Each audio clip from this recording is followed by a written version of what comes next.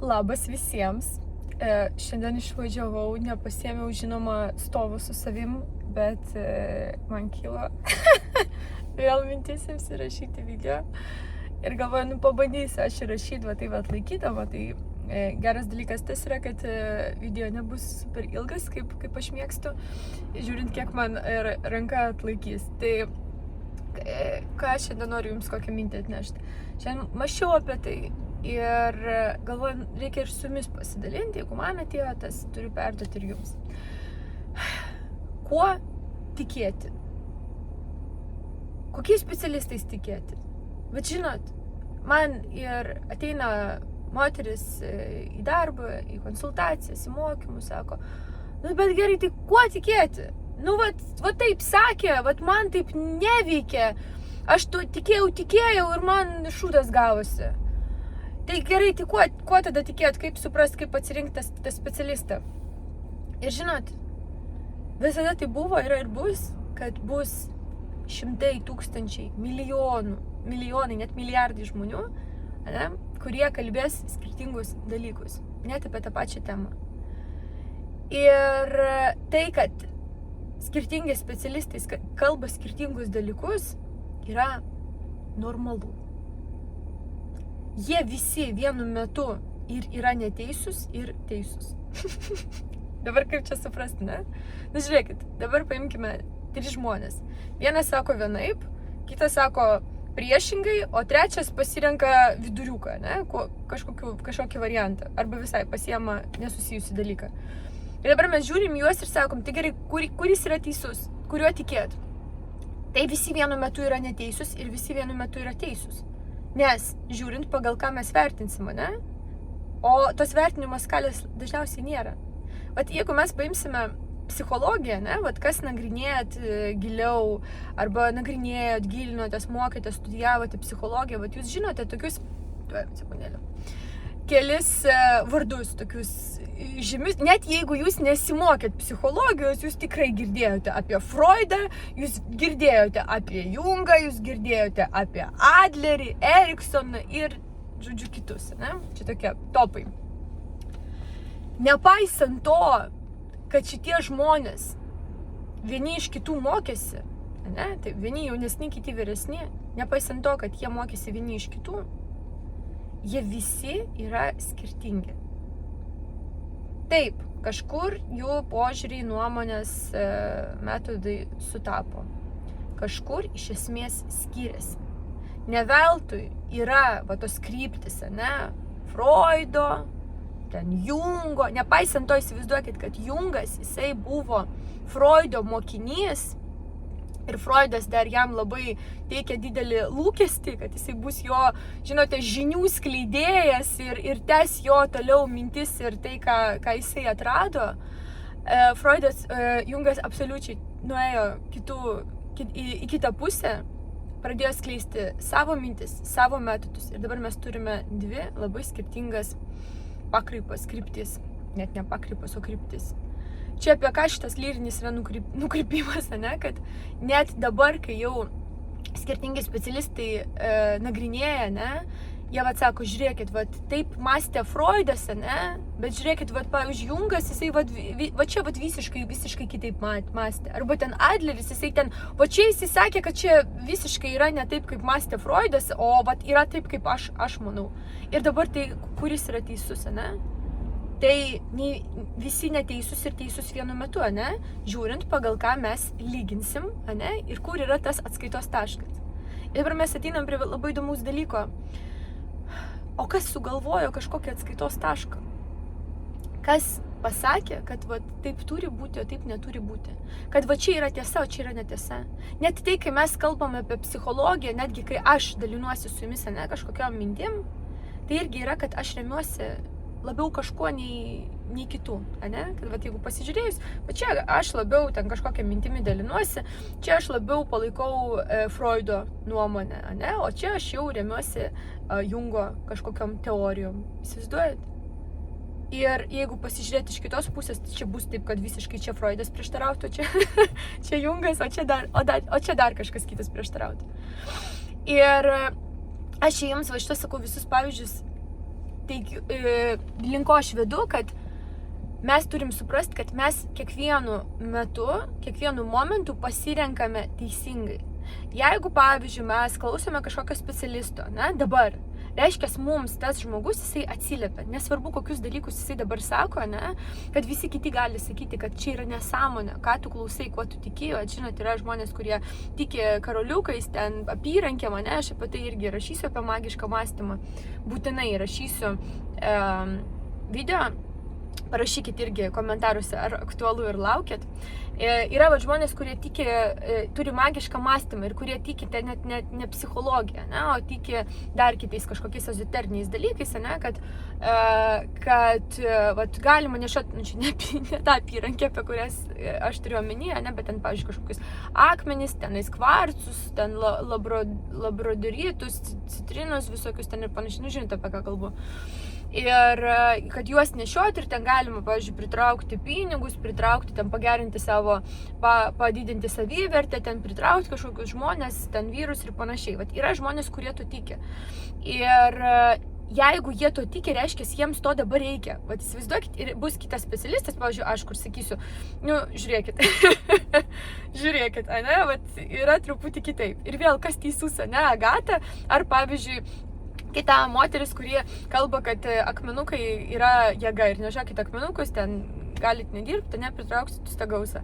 Ir vėl, kas teisus, o kas pasakė, kur yra tas vienas, tas toksai super, mega protingas žmogus pasaulyje, kuris nustatė, čia yra tiesa, o čia yra melas.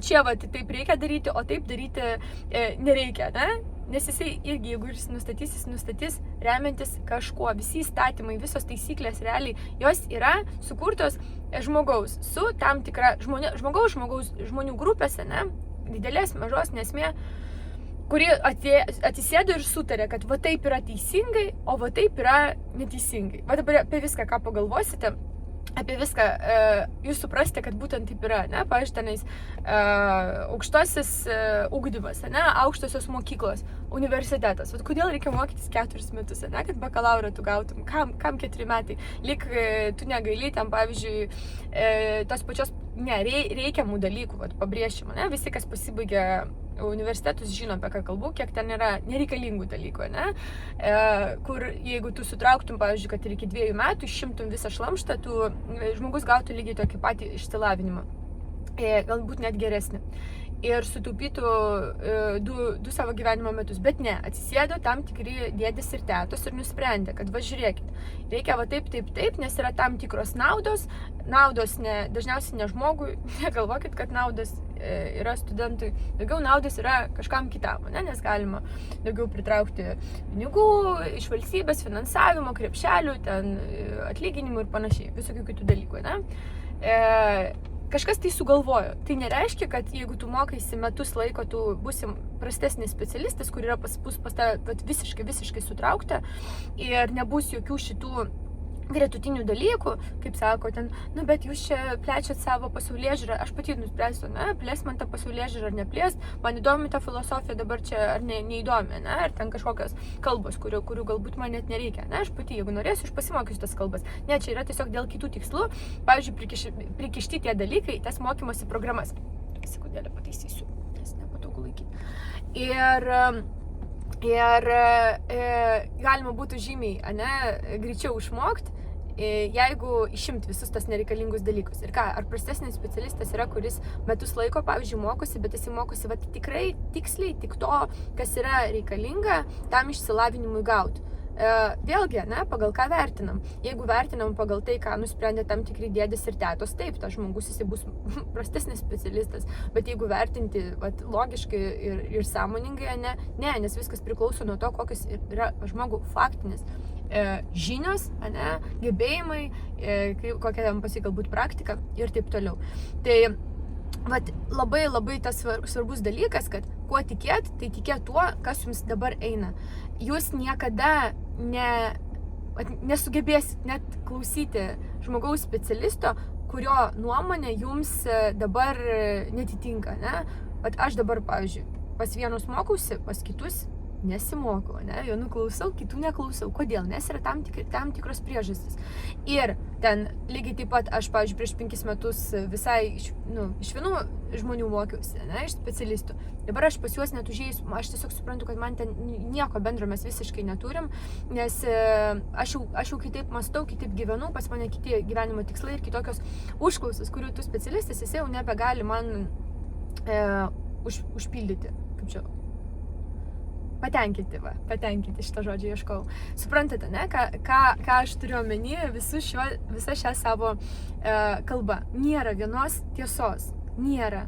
Žinot, aš visą laiką sakau, aš tai kalbu, nes aš pati taip dariau, suprantat, aš dar tą kovoti, aš šiaip dabar tik jaučiu, žinokit, kad aš jau taip, kad pas mane tos, aš paaiškinsiu tai, ką turiu omeny, kad pas mane to kovojimo jau arba liko labai mažai, arba, tikrai toks jau lašas, ir aš dar su juo dirbu, kad pas mane visai jo nebūtų.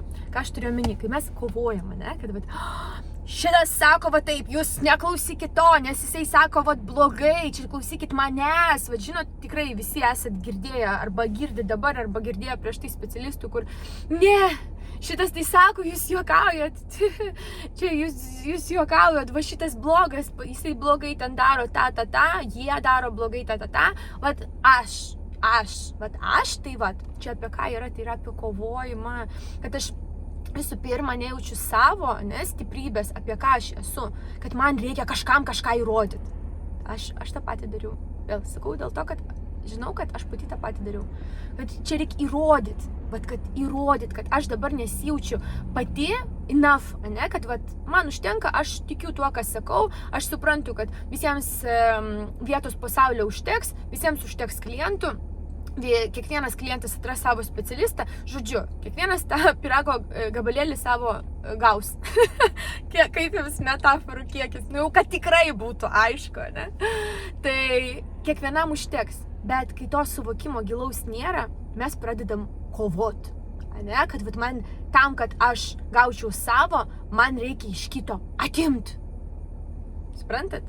Ne tai, kad aš galiu tiesiog labai lengvai tai pasimti ar gauti. Netgi, nebūtinai net pasimti. Ne, man reikia kovot, man reikia atsikovot, tą pyragą išplėšti iš kito žmogaus, ne? Tai yra apie kovą. Kovoti. O tu kai supranti, kad ką tu neši, dėl ko tu tai darai, kaip man irgi po paskutinių video, pažiūrėkit, kas nežiūrėt paskutinio video, gal jau bus dabar jau nebe paskutinis. Čia jau aš 2 po to įkėliau. Tai apie tą, kaip visata mums parodo, kad einam ne savo keliu, ne? Kas nematėt, pasižiūrėkit arba paklausykite dar kartą. Ir jums dar labiau užsifiksuos šitie 2 video. Šis ir tas, kurį aš ten įrašiau, kad kiekvienas neša savo, būtų net neįdomu. Įsivaizduokit, jeigu dabar visas Instagramas, visi psichikos specialistai, saviugdos, sąmoningumo, visi tą patį šneka. Įsivaizduojat, užeinat ir visi tą patį šneka. Kame įdomumas? Arba nueinat pas kosmetologą ir visi taip pat šneka ir jums nepadeda. Įsivaizduokit, ateinat, šitą nepadeda ir žinot, kad dabar visi tą patį daro. Ir jūs nebeturite išeities, nebežinot, ką toliau daryti, nes visi tą patį daro, tai reiškia, jums visi nepadės. Žodžiu, juokinga. Tai kiekvienas turi nešti savo ir kiekviena, čia yra apie tą, žinot, išėjimą iš tos matricos ir iš kovos lauko yra išėjimas tada, kai tu supranti, kad aš nešu tai, ką aš turiu nešti, ne? Aš tai turiu dabar jums pasakoti, ne? Dėl ko, aš netgi, žinot, aš ypatingą meilę jaučiu iš jūsų, galit, jeigu jums įdomu, paskaityti komentarus po mano paskutiniais video, jie tiesiog prasprogo, nežinau, kad aš tiesą pasakius pati nustebus esu, bet esu labai jums dėkinga.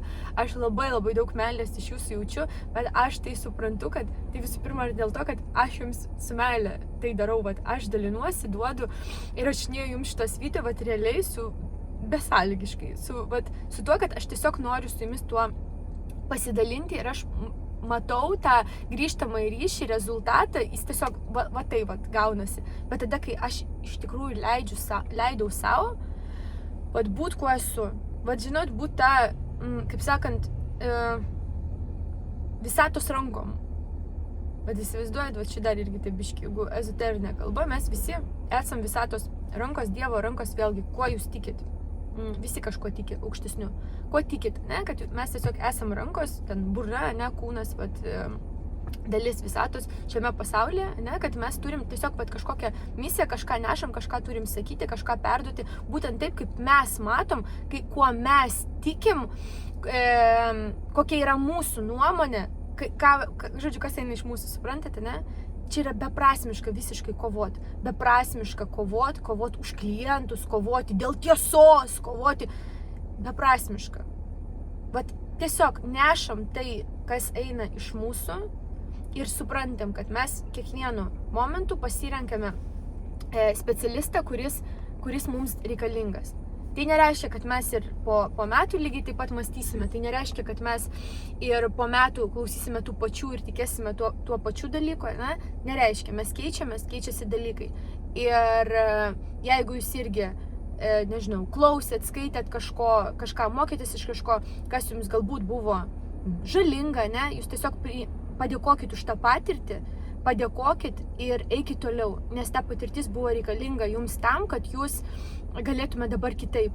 Suprantate, ne? Visos patirtis mums yra reikalingos ir visų mes jų paprašėm, sąmoningai ar nesąmoningai. Tai turime būti dėkingi realiai tiek už teigiamus dalykus, tiek už neigiamus mūsų gyvenime, tiek už gerus specialistus, tiek už ten netgi, ne, taip, nemėgstu šitų žodžių, bet gerus ir blogus specialistus, nes jeigu mes neparagautume to blogo, ne, neskanaus, mes nesuprastume, o kas yra geris. Tai vat, 17 minučių atlaikiau rankoje telefoną, tai vat, dėkoju kiekvienam, kuris čia esat, dėkoju už jūsų komentarus, dėkoju už pasidalinimus. Aš žinau net, kad įsivaizduokit, man net atsiunčia sekėjai, kad jų specialistai siunčia jiems mano video, kad pasižiūrėtų, tai aš žinau, kad jūs žiūrėsit šitos video ir tie, žinote, apie ką kalbu, tai dėkoju jums, dėkoju, kad dalinatės su savo klientais, kad dalinatės su savo draugais, man rašo, aš su giminaičiais pasidalinau. Žodžiu, aš jums labai dėkoju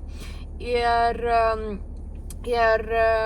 va tiek šiandien norėjau su jumis pasidalinti, apkabinu, labai jūs myliu ir mūsų laukia dar daug įdomių dalykų. Iki. Širdutės negaliu parodyti, nes su viena ranka filmuoju, tai va. Iki.